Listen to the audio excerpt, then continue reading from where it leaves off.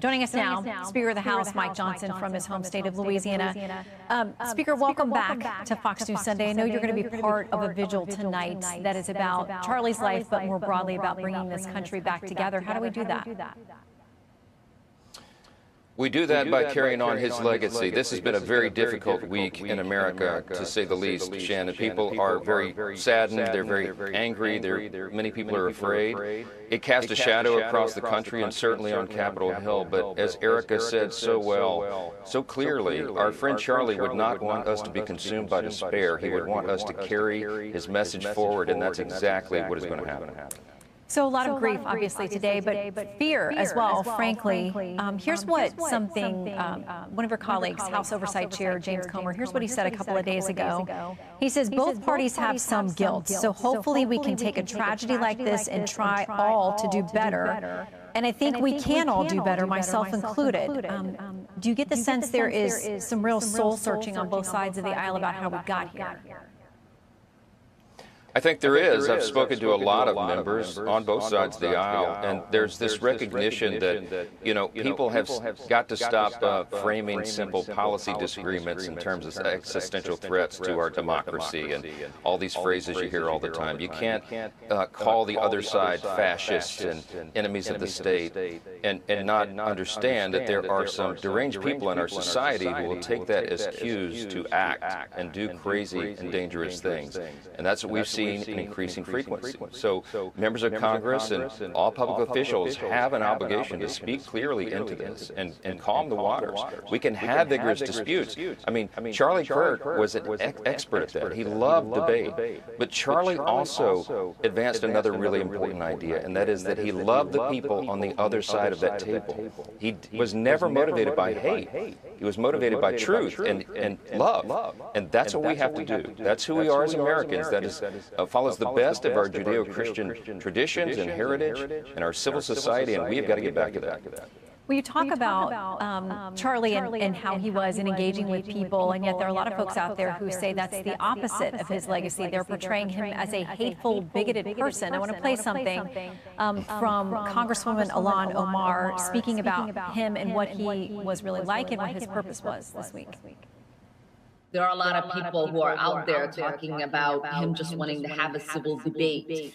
A complete rewriting of history. These people are full of, and it's important for us to call them out while we feel anger and sadness and have, empathy. And she was referring more broadly to a lot of people on the right that she says have now resulted in her having death threats and the need for around-the-clock security, which I know you've talked about. That's not something you can do for every member. It would cost billions of dollars.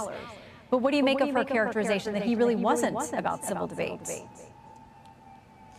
She clearly has no idea what she's talking about. She has not followed Charlie. She's playing into this characterization of him that the left has been advancing. There are people actually celebrating his murder online, and that tells you everything you need to know about that side. We've got to cut through that. Look, member security is a serious matter. We're looking into all options to increase security measures so that they have plenty of coverage for their residential security and their personal security as well.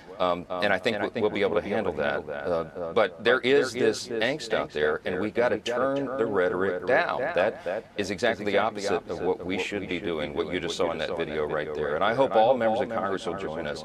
Look, we've been very active in trying to carry on and really, I think, portray clearly what Charlie was about. And his record speaks for itself. He was a Christian, a committed believer. He understood what Scripture teaches, what you and I understand, Shannon, that our battle is not against flesh and blood, but against principalities and spiritual darkness. And Charlie understood. He put on, as it says there in Ephesians 6, the full armor of God to go out and advance truth and do it in love. And that's exactly what he did. That's what his legacy stands for. And everyone around this country who is mourning his death understands that in spite of what some of these voices are saying.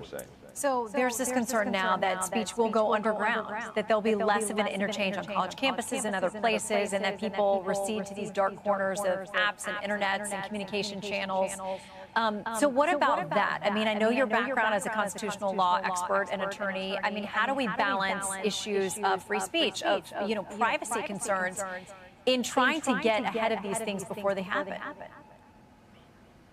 Well, you're right. I mean, for 20 years before I got elected to Congress, I was a religious liberty and free speech defense attorney. We understood we've got to advance and defend and protect the free marketplace of ideas, because vigorous debate is what made our country so great. But the key is to remember that you can disagree with someone vehemently on policy and not hate them as a person. And that's what Charlie was all about. Remember, at the end of his most vigorous debates, he was the very first person to reach out a hand of friendship, to put his arm, offer his arm around the shoulder of someone who disagreed with him vehemently, because he understood it was about the person, it's about the people, it's about the heart. And we've got to get back to that. We cannot shrink back from advancing that truth and advancing our ideas in the public square. We should double down. And I'm so encouraged by what Erica said, his dear widow, that she's going to go out and advance that herself. And that example is going to be very important for a lot of young people. I spoke at a vigil here at LSU in Baton Rouge Friday night. For many students, over 1,000 students filled the arena. It was standing room only, and they're encouraged to go forward. We're seeing that around the country. I'll be speaking at the memorial service tonight in Washington, D.C., at the Kennedy Center on Charlie's behalf, and you're going to hear everyone saying that. Don't shrink back. Go forward. Now is the time to advance truth. And I think it could be a true turning point for the country it's so aptly named. Do you worry that people will not want to get involved in political conversations in political office? Because frankly, they've got to worry about themselves. They've got to worry about their families, people they care about. They do. It's a calculation that everyone makes when they step forward to serve the public, not unlike those who serve our country in uniform, first responders and those who serve in the military. I mean, it takes a certain element of courage.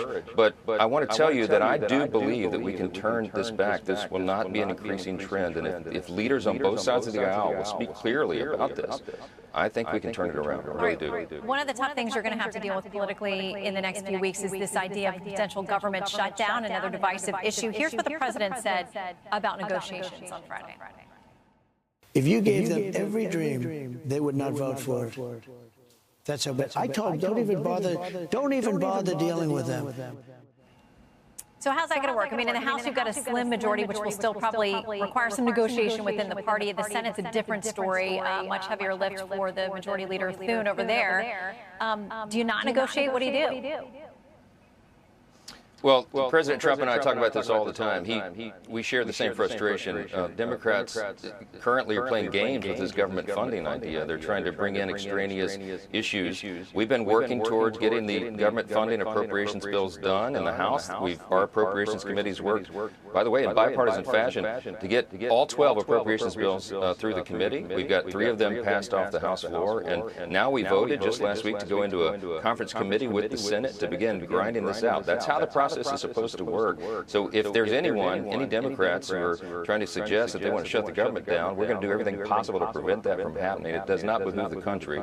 And we may need a short gap funding measure, a CR, for a short period of time to allow the negotiation to continue. But it will be clean in its scope, and I surely hope the Democrats will not try to make this a big partisan fight. Speaker Johnson, always great to see you. We'll see you back here in D.C. tonight. Thank you. You got it. Thanks.